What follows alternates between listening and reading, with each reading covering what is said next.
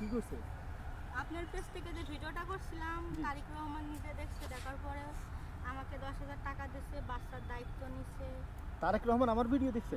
আচ্ছা আচ্ছা, আলহামদুলিল্লাহ। তারপর পরে এমপি পাঠাইছিল, উনির মাধ্যম দিয়ে 10,000 টাকা পাঠাইছিল আচ্ছা আমার জন্য। পরে আমাকে অনেক খুঁজছে, পাই নাই। জি পরে ওই এক ডিমালা ছিল, উনিরা জিজ্ঞাসা করছে, পরে উনি কইছে ওই মাথায় আপা দেখেন যা দোকান করতেছে।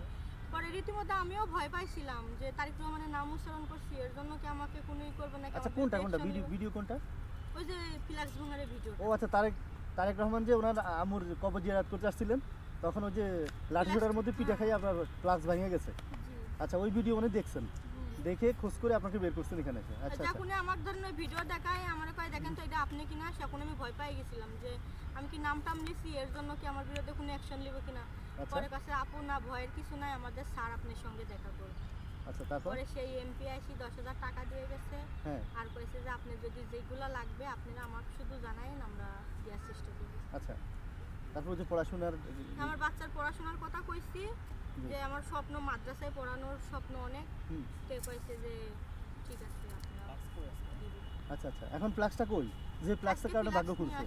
হ্যাঁ, আজকে নিয়ে আসিনি, যেটা আপনারা কিনে দিয়েছেন ওটা নিয়ে আসিনি আজকে। চাটা খুব কম চলতেছে, এর জন্য আজকে নিয়ে আসিনি। কালকে নিয়ে আইছিলাম, চা পুরাটাই ঘোরাই নিয়ে গেছি, এর জন্য আজকে নিয়ে আসিনি। মানে এক প্লাক্সে আপনার জীবনের মোড় ঘুরতেছে মনে হয়, না?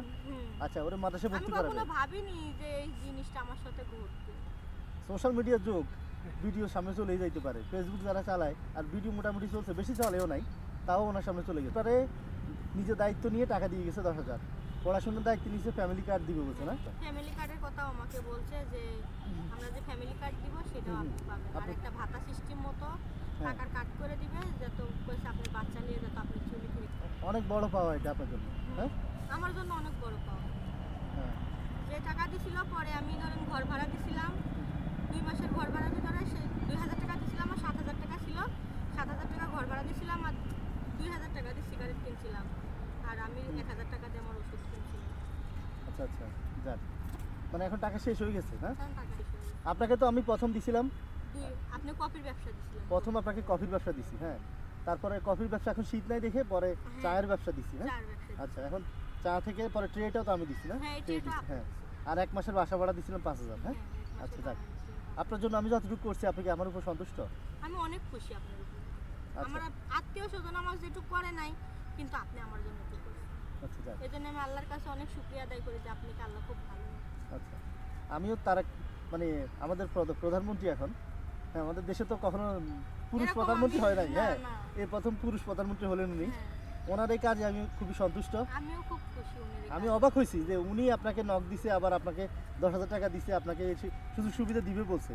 এরকম কিন্তু অনেক প্রধানমন্ত্রী করে না, আমিও হ্যাঁ। কখনো ভাবি নাই যে উনি আমাকে এই পর্যন্ত আমার পাশে দাঁড়াবে, আমি কখনো ভাবছিলাম না। হ্যাঁ, হ্যাঁ, কিন্তু যেদিন আমি ওইটা দেখে আমি রীতিমতো আমি নিজেই অবাক হয়ে গেছি। হুম, পরে আমি কান্নাই করে দিয়েছিলাম, প্রথম ভয় পেয়ে গেছিলাম। পরে জি জি, একটা ভাইয়া ছিল সাথে হ্যাঁ। আমাদের ওই ভার্সিটির ভিতরে। পরে কাছে আপু তুমি কান্না করো না, তোমার কেউ কোনো ক্ষতি করবে না, তোমার বরঞ্চ ভালো হবে। আচ্ছা আচ্ছা, পরে আমি কইছি আমি তো কোনো কিছু বুঝতাছি না যে আমি কি করব। যাক, মানে ঘটনা হয়েছে কি, আমিও এটা ভয় পাইতাম যে উনি ভাবছে হয়তো, আপনি ভাবছেন হয়তো যে তারেক রহমানের নাম নিছি, এই জন্য মনে অ্যাকশন নিতে আসছে যে আমার নাম কেন বলছে, হ্যাঁ, আমারও পচাইছে। আসলে তো তারেক রহমানের কোনো দোষ নেই এখানে, হ্যাঁ, ওনার তো কোনো দোষ নাই। দোষ হচ্ছে ওই যে সেনাবাহিনী বা ইয়ে থেকে লাঠি ছোটা, কেউ ইচ্ছা করে করে নাই। সেনাবাহিনী থেকে লাঠিটার চাষটা আমার পেছনে লাগছিল। আর ইচ্ছা করে তো আর করে নাই। না, ইচ্ছা করে সেনাবাহিনী করে না, আমি উনিরও দোষ দিব না। ধরেন আমাকে কষ্টে যে আপা সরেন সরতে বলতে, আর একজনের পুরো লাঠি চাষ করতে যায়। আর এটা তো পাতলা জিনিস, লাগলে ভেঙে যায়, হ্যাঁ। যাক, তাও আমাদের দেশের এখন প্রধানমন্ত্রী উনি, ওনাকে সম্মান জানাই, স্যালুট দিলাম ওনাকে।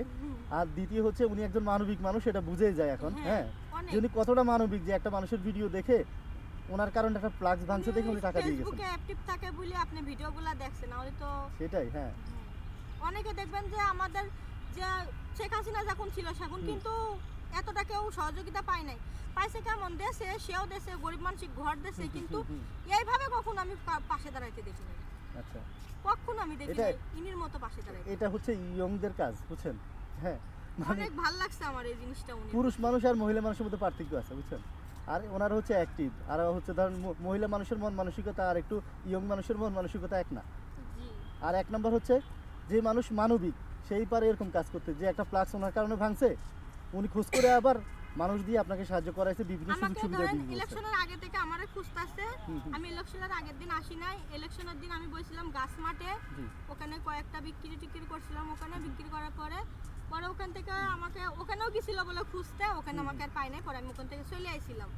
চলে আচ্ছা। আসার পরে এখানে অনেক খোঁজাখুঁজির পরে ইলেকশনের পরে দ্বিতীয় দিন পরে গিয়ে আমাকে এখানে পাইছে।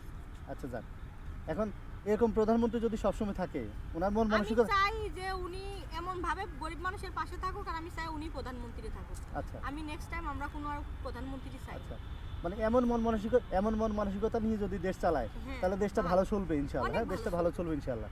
অনেক ভালো ছিল। আমি চাই উনি সবসময় এভাবে মানবিক থাকেন। আমিও তাই উনি হ্যাঁ। এভাবে মানবিক থাকুক, আচ্ছা। যাতে অসহায় মানুষের পাশে থাকুক, আল্লাহ উনিকে ভালো রাখবে। হ্যাঁ, কারণ একটা অসহায় না, যে একজন মানবিক মানুষের দ্বারা কখনো খারাপ কাজ হতে পারে না। হ্যাঁ, হয় না। উনি যেহেতু ছোট একটা বিষয় ওনার নজরে গেছে, তার মানে বড় বড় বিষয়গুলো ইনশাআল্লাহ উনি হ্যান্ডেল বিষয়গুলো করবেন। হ্যাঁ, নজরে যাবে। তা আমি দোয়া করি উনি দেশটা ভালো চালাবেন। আপনি ওনার জন্য দোয়া করেন নামাজ পড়ে। আর কি জানি বলে, ওকে মাদ্রাসায় দিবেন নাকি? হ্যাঁ, ওকে মাদ্রাসায় দেওয়ার স্বপ্ন আমার। তা এখন রোজার মাসে কি করবেন? কারণ রোজার মাসে তো কোনো ব্যবসা নাই ভাই, আমি এখন আজকে কিভাবে বিক্রি করছেন কত? আজকে মাত্র এই যে দেখেন কয় টাকা বিক্রি করছি। কত? 200 টাকা হয় না? 60।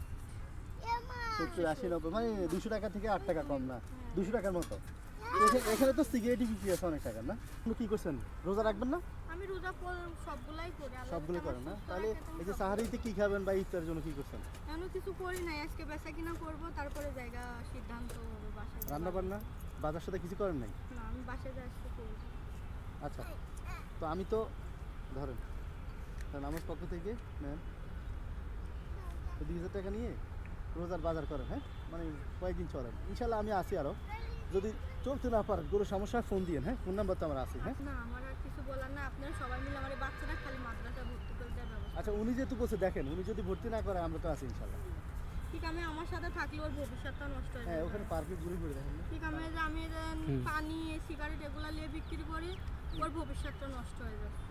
আমি চাই না যে, আমি তো একটা গরু হয়েছি, আমি চাই না আমার সন্তানটার ভবিষ্যৎ নষ্ট হোক। আচ্ছা, এখন ওই যে কফি সেট কি বাসায় রাখছেন হ্যাঁ, নাকি? বাসায়। মানে এটা সিজনাল বিক্রি করবেন শীত আসলে আবার? আমি সুন্দর মতো ধুয়ে প্যাকেট করে ধুয়ে দিচ্ছি, আবার শীত আসলে আমি বিক্রি করি। আচ্ছা, কারণ আমার চিন্তাই রোজার মাস নিয়ে, আমি রোজার মাসটা কিভাবে চলি।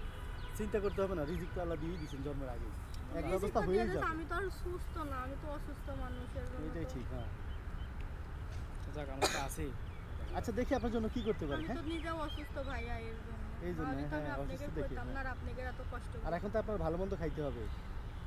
আমি নিজেও তো ধরেন অসুস্থ, এখন কি করবো, ধরেন এটা লেপ বিক্রি করতে ভারী জিনিস উঠায় তো অনেক কষ্ট হয়ে যায়, তারপরও যেটুকু করতেছি এই লাখ লাখ শুক্রিয়া।